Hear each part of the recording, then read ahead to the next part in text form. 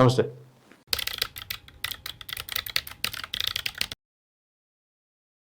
Unstoppable show ఏంటంటే ఈయన host, వచ్చేవాళ్ళు హీరోలు కానీ హీరోయిన్స్ కానీ వాళ్ళ మీద క్వశ్చన్. బట్ ఈ ప్రమోషన్కి ఈ సినిమాకి బాలకృష్ణ గారు హీరో కాబట్టి director plus director Bobby and producer Nagavamsi వీళ్ళంతా అటెండ్ అయ్యారు. ఇంటర్వ్యూ అంతా మనం చూసాం. ఈ ఇంటర్వ్యూలో అంటే మనం ముఖ్యంగా దీంట్లో మాట్లాడుకోవాల్సింది ఏంటంటే మనం లాస్ట్ టైం కూడా అనుకున్నాం దీని గురించి. హరికృష్ణ మనోడు ఎప్పుడైతే హీరోగా లాంచ్ చేయడో ఇటు నందమూరి ఫ్యామిలీ నుంచి ఎవరు విష్ చేయకపోవడం కానీ ఇది సేమ్ ఇదే పద్ధతిలో మన బాబీ గారు డైరెక్ట్ చేసిన అన్ని సినిమాలను అక్కడ చూపించారు. అంటే ఈ సినిమా ఎలా ఎవరెవరితో ఎక్స్పీరియన్స్ ఎలా ఉంది ఏంటి అని. కానీ బాబీ లైఫ్లోనే అత్యంత సూపర్ హిట్ అయిన సినిమా జై లవ కుశ, అది ఎన్టీఆర్ సినిమా. దాంట్లో ట్రిపుల్ యాక్షన్ ఉంటుంది, కమర్షియల్ మూవీ. బట్ ఈ మూవీ గురించి ఎందుకు అడగలేదు?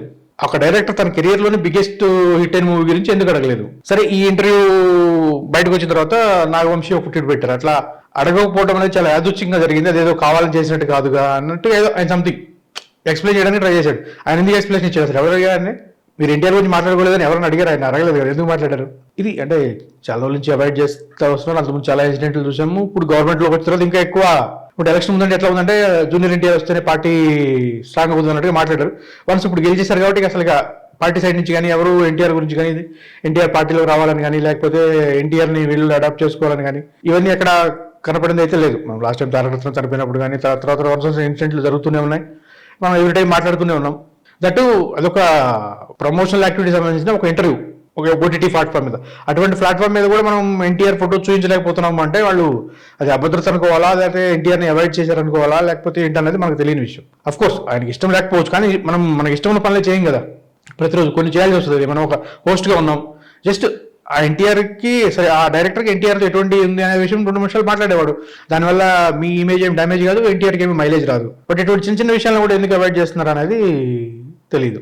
ఇది నందమూరి ఫ్యామిలీలో ఉన్నటువంటి ఈ డిస్టర్బెన్స్ ఉంటే మెగా ఫ్యామిలీలో కూడా మనం చూస్తూనే ఉన్నాం.